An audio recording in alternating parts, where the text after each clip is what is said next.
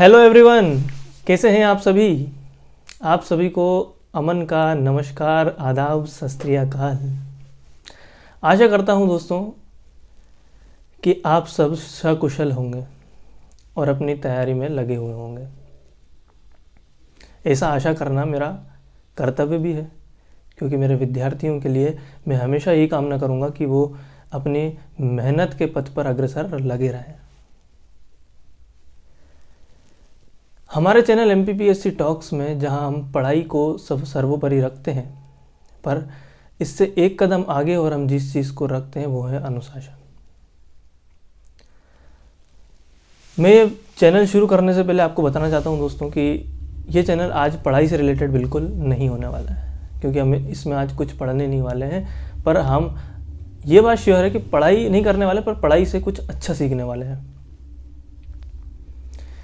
ये वीडियो उन सभी स्टूडेंट्स के लिए, उन सभी लोगों के लिए जो अपने जीवन में कुछ निराशा महसूस कर रहे हैं, कुछ नेगेटिव महसूस कर रहे हैं और उन्हें लग रहा है कि अब लाइफ में चल क्या रहा है, कुछ समझ में नहीं आ रहा है, छोड़ दें, नहीं करें। जो भी वो कर रहे हैं, तैयारी कर रहे हो या अपनी लाइफ में कोई भी काम कर रहे हैं, उन्हें ऐसा लगता है कि छोड़ दें, हम बहुत थक चुके हैं।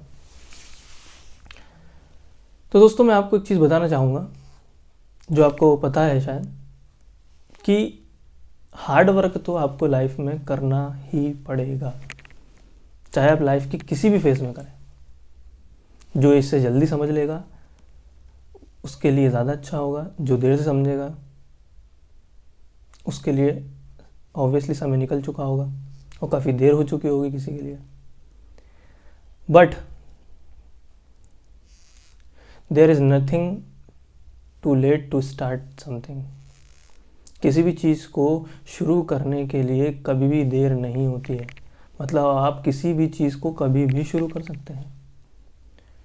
लोग उम्र को अपना बंधन मानते हैं और ऐसे कई सक्सेसफुल लोग हैं जिन्होंने अपनी उम्र का ध्यान ना रखते हुए 60 से ज़्यादा की उम्र में कुछ स्टार्टअप्स शुरू किए, ना सिर्फ शुरू किए बल्कि एक अच्छा मुकाम भी हासिल किया। 60 से ज़्यादा 70 की उम्र में, 80s की एज में, जहाँ हम जैसे युवा 30s के बाद, 25 के बाद उम्मीद छोड़ने लगते हैं कि हम अपने लाइफ में आगे करेंगे क्या, वहाँ लोग 60s के ऊपर उम्मीद नहीं छोड़ते।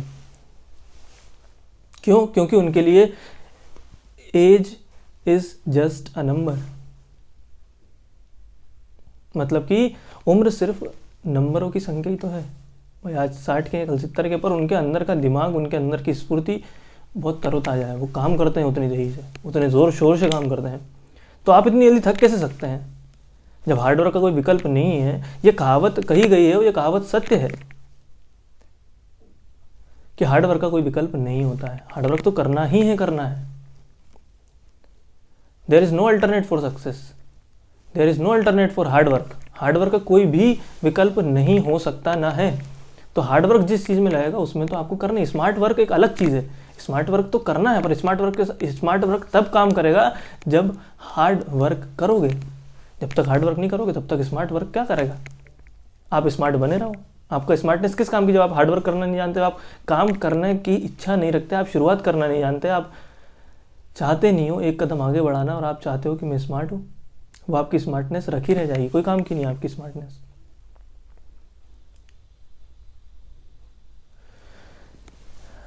जब ह्यूमन बीइंग इस अर्थ पे आता है तो उसका खुद का कोई एग्जिस्टेंस नहीं होता है। हमारी सोसाइटी, हमारा समाज जहाँ हम रहते हैं उस सोसाइटी की मैं बात कर रहा हूँ, किसी पर्टिकुलर समाज की बात नहीं कर रहा हूँ। I am talking about the society around which we are living. जिन लोगों के बीच हम रहते हैं, जिनसे हम इन्फ्लुएंस होते हैं और हमारी एक्टिविटीज़ से हम जिसको इन्फ्लुएंस करते हैं, उस सोसाइटी की मैं बात कर रहा हूँ।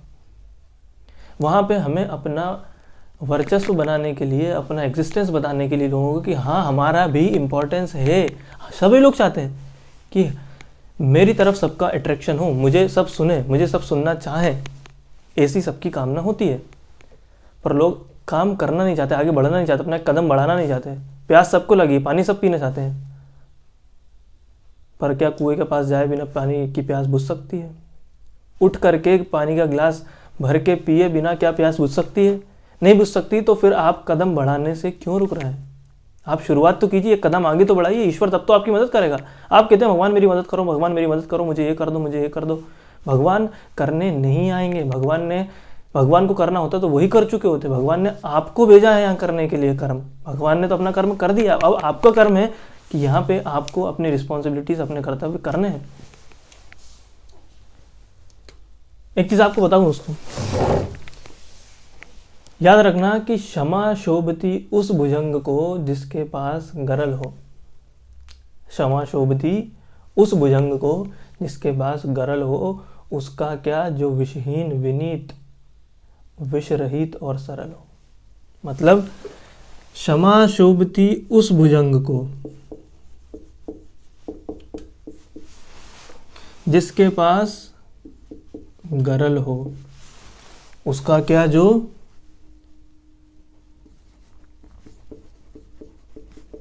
विष रहित, विनीत और सरल हो। मतलब क्षमा उस भुजंग को शोभती है। भुजंग मतलब सर्प, स्नेक। तो क्षमा उस भुजंग को शोभा देती है जिसके पास गरल होता है। गरल मतलब होता है विष, विष मतलब होता है जहर। उसका क्या, जो विष रहित हो। ऐसा सांप किस काम का, ऐसा सर्प किस काम का जिसके पास विष ही ना हो, जिसके पास जहर ही ना हो। वो सांप ही किस काम का। जो विनीत हो, विनीत मतलब नॉर्मल हो, सबके लिए विनय रखता हो, सादर, आइए आइए आइए। सरल हो। आपने देखा होगा कि ऐसे सांप जिसके पास जहर नहीं होता, जिसका कोई जहर नहीं होता, जिसके अंदर जहर नहीं होता, जिसके दांत नहीं होते,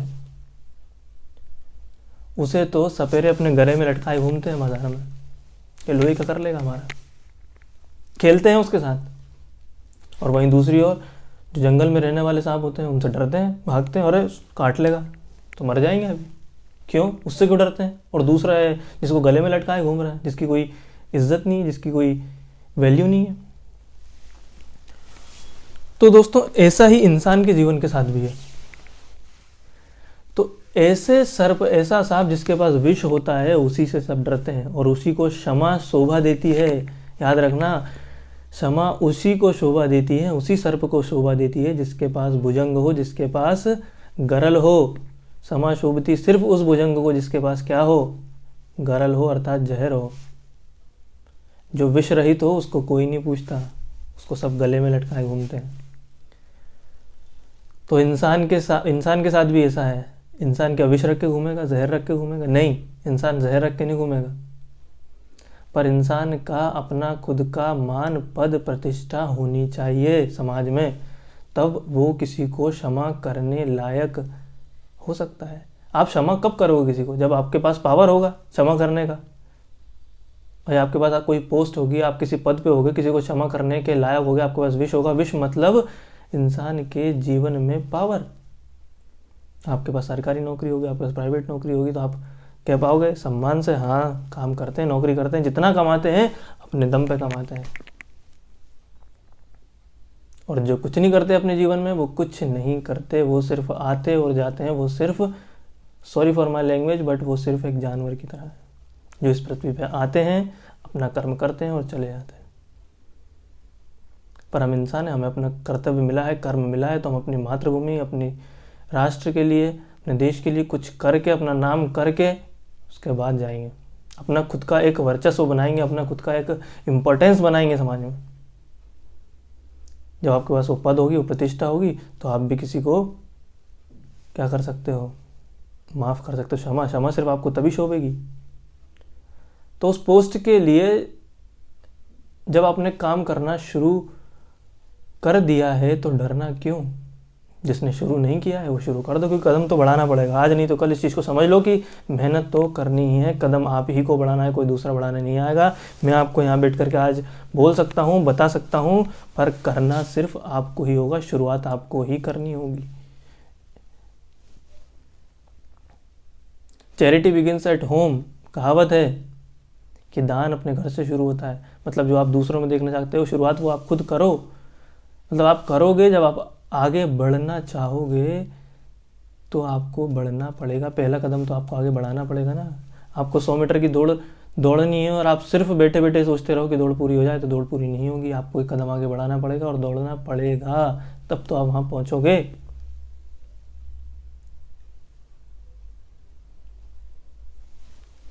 तो दौड़ना पड़ेगा, रुकना नहीं है। दौड़ना है तब तक दौड़ना है जब तक कि मिल ना जाए, मिलेगा तो ही। एक चीज़ और, उन लोगों के लिए जो लोग घबराते हैं कि हमसे तो बनता नहीं है, याद रखिएगा मेरी एक बात, ये मेरा पर्सनल एक्सपीरियंस है कि लाइफ में जो सबसे बेस्ट व्यक्ति है उससे अपने आप को कंपेयर करो। दौड़ने में अगर कोई उसेन बोल्ट है तो हम भी कम नहीं है। क्यों नहीं है? क्योंकि हम उस एक काम को इतना कर देंगे, इतनी बार कर देंगे, इतनी बार कर देंगे कि हम उसमें महारत हासिल कर जाए। APJ अब्दुल कलाम साहब ने कहा है कि अलग अलग काम को कई बार करने से अच्छा है किसी एक काम को 1000 बार कर दो। 1000 काम को एक बार करने से अच्छा है किसी एक काम को 1000 बार कर दो। आप उसमें एक्सपर्ट हो जाओगे, आप उसमें महारत हासिल कर जाओगे।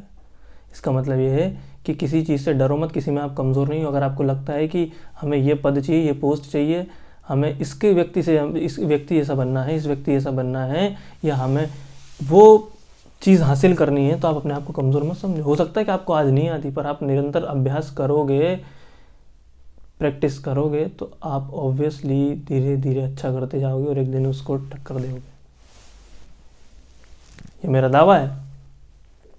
तो रुकना नहीं है, चलते जाना है, चलते जाना है, चलते जाना है, रुकना नहीं है।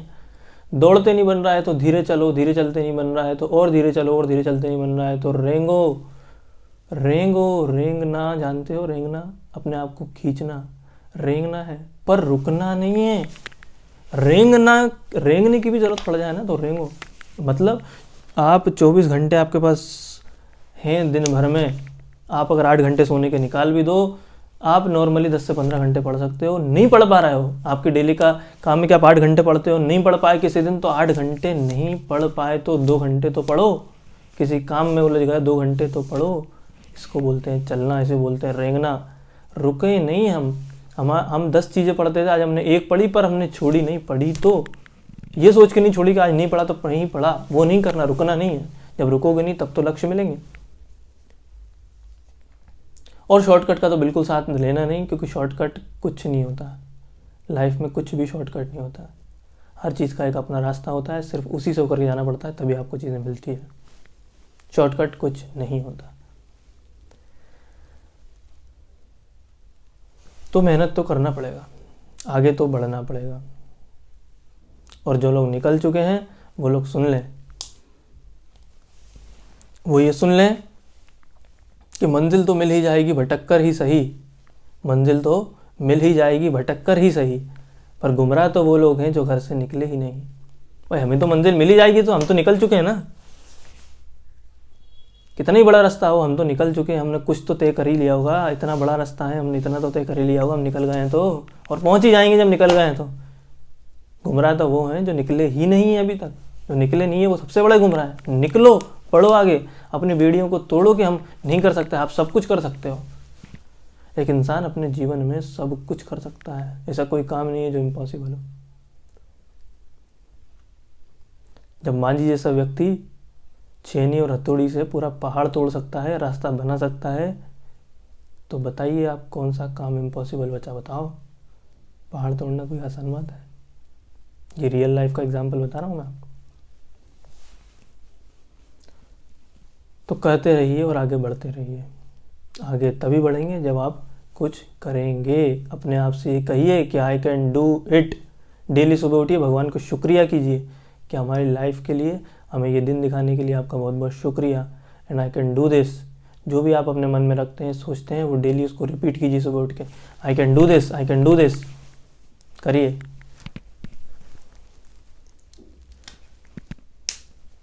तो आपको हौसला रखना है, चीज़ें छोड़नी नहीं है। आज का वीडियो इसी के ऊपर हमने बनाया है कि बच्चे हताश हो जाते हैं, बीच में छोड़ने के लिए मजबूर हो जाते हैं। छोड़ना नहीं है। परिस्थितियाँ कुछ भी हो सकती हैं। किसी की परिस्थिति हो सकता है बहुत ख़राब हो, पर परिस्थिति को अपने अनुकूल बनाना आपके हाथ में है। परिस्थितियाँ कभी भी अनुकूल नहीं मिलेंगी आपको। आप ये सोचोगे कि जब अच्छी परिस्थितियाँ होंगी तब हम करेंगे, तो आप कि मरने का समय आ जाएगा, आप बिस्तर पे होंगे और आप यही सोच रहे होंगे अनुकूल समय कब आएगा, क्योंकि अनुकूल समय कुछ होता ही नहीं है। बेस्ट टाइम कुछ होता ही नहीं है। बेस्ट टाइम वो होता है जो आप बनाते हो अपने आप से। आपकी आज कंडीशन खराब है, कोई बात नहीं। आपकी इकोनॉमिक कंडीशन खराब है, आपको नौकरी करना पड़ रहा है, नौकरी करके पढ़ना पड़ रहा है, कोई बात नहीं। आपको 4 घंटे मिल रहा है, आप उस 4 घंटे में भी पढ़ रहे हो, दैट इज़ इम्पॉर्टेंट। क्योंकि वो 4 घंटे पढ़ना ही आपको आपके लक्ष्य की ओर ले जाएगा। जो व्यक्ति घर में रह के 10 घंटे पढ़ रहा है, शायद वो उतना अच्छा ना कर पाए जो आप 4 घंटे में कर दोगे, क्योंकि आप उस 4 घंटे का यूटिलाइजेशन कर रहे हो और आप जानते हो उसकी इम्पोर्टेंस मेहनत की। जो ज़्यादा मेहनत करता है वो जानता है भगवान उसी को मेहनत करने के चांस देता है जो उस लायक होता है। आपने कोई लक्ष्य चुना है तो भगवान ने आपको मौका दिया है, भगवान आपकी कैपेबिलिटीज़ को जानता है कि आप वो कर सकते हो, इसीलिए आपको करना है, चाहे परिस्थितियाँ कितनी ही विपरीत क्यों ना हो। बहुत मुश्किल समय भी आएगा, पर आपको रुकना नहीं है, झुकना नहीं है, चलते रहना है। इसी का नाम ज़िंदगी, चलते रहना ही ज़िंदगी है। स्थिर पानी तो रखा हुआ सड़ जाता है। जो पानी होता है ना, वो रुका हुआ किसी एक पर्टिकुलर जगह पे आप रख के छोड़ देना, एक दिन सड़ जाएगा पानी। और बहता हुआ पानी देखा है, नदी का पानी, नदी के पास कभी भी जाओ, पानी एकदम सुगंधित खुशबू आती पानी में, एकदम महकती हुई, ताज़ा पानी, अभी बिल्कुल ताज़ा पानी हो। क्यों? क्योंकि वो चलता है, पानी बहता है, रुकता नहीं है। रुका हुआ तो पानी भी सड़ जाता है। इसलिए चलते रहने का नाम ही ज़िंदगी है। और हार्ड वर्क तो ज़िंदगी का एक इम्पॉर्टेंट पार्ट है, चाहे आज हो, चाहे कल हो, चाहे बीच में हो, कभी भी हो, आपको हार्ड वर्क करना पड़ेगा। एक बहुत अच्छी कहावत है, if you are born poor it's your fortune, but if you die poor it's your fault. मतलब कि यदि आप गरीब पैदा हुए हो तो ये आपकी किस्मत हो सकती है, पर आप अगर गरीब मर रहे हो तो ये आपकी गलती है। क्योंकि गरीब पैदा हुए, इसमें ये आपके हाथ में नहीं था कि आप कहाँ पैदा होंगे, पर आप अपने लाइफ में किया क्या, आपने जितने भी साल आप जियो उस पूरी लाइफ में क्या किया आपने? सिर्फ अपने आप को कोसा है कि मैं गरीब पैदा हुआ, या आपने अपने आप को बनाने के लिए कुछ किया है? हर व्यक्ति यहाँ पे बड़ा बन के पैदा नहीं हुआ था, सभी ने कुछ किया है, मेहनत की है, अपने आप को आगे बढ़ा है, तब ऊपर पहुंचे हैं। तो मेहनत तो करना पड़ेगी, अल्टीमेटली यही कहने का मतलब है। और मेहनत करने के लिए आपको मोटिवेशन की ज़रूरत है, जिसके लिए आपको अपने आप को मोटिवेट रखना होगा किसी भी परिस्थिति में। परिस्थिति कितनी विपरीत क्यों ना हो। आप आज शादी में जाते हैं कि अपने घर वालों के साथ, अपने रिश्तेदारों के यहाँ पे, आपको कौन जानता है? कोई जानता है आपको? नहीं जानता। आप क्योंकि आपकी कोई इम्पोर्टेंस नहीं है, आपके पास ऐसा कोई पद नहीं है, आपकी खुद की पहचान नहीं है। और अगर आपकी पहचान है, आपका पद है, आपकी प्रतिष्ठा है, आपका मान है, आपका सम्मान है, तो वहाँ आपको सब पूछेंगे, क्योंकि आपने अपनी पहचान बनाई है। आप नहीं जाओगे तो वहाँ सबको फ़र्क पड़ेगा। जब आपके पास कोई मान होगा, आपका पद होगा, और नहीं है तो आप आए थे ये भी किसी को पता नहीं चलेगा, आप आके भी चले जाओगे, और नहीं आओगे तो भी कोई फ़र्क नहीं पड़ेगा। लेकिन आपके पास पद है, आपके पास प्रतिष्ठा है, आपके पास मान है, आपके पास सम्मान है, तो आपका 10 मिनट के लिए आना भी किसी के लिए बहुत गर्व की बात हो सकती है। तो उस गर्व के क्षण को महसूस करने के लिए क्या नहीं लगता आपको कि ये मेहनत करना जायज़ हो सकता है? जायज़ है, क्योंकि वही होगा जो आपकी अल्टीमेट खुशी होगी। जब आप अंतिम समय में, आपके जीवन का अंतिम समय जब आप बिता रहे होंगे, तब आपके अंदर आपको संतुष्टि होगी, खुद के अंदर एक सेल्फ कॉन्फिडेंस होगा, आपको अपने अंदर से संतुष्टि होगी कि मैंने अपनी लाइफ में किया तो है सब। मुझे अपने आप से कोई गिल्ट नहीं है। आखिरी समय में ये ना सोच रहा हूँ मैं कि मैंने शायद ये कर लेता तो वो मिल जाता, थोड़ा कर लेता। तो करो ना, करो, फिर रुक क्यों गए? आखिरी समय का इंतजार कर रहे हो? आखिरी समय का इंतजार मत करो, आखिरी समय में कुछ नहीं मिलना, क्योंकि जब कुछ करने लायक ही नहीं बचोगे तो फिर क्या करोगे? इसीलिए अभी करो, उठो, जागो, और तब तक मत रुको जब तक कि अपना लक्ष्य हासिल ना हो जाए। स्वामी विवेकानंद साहब ने कहा, awake, arise and work till the goal will not be reached.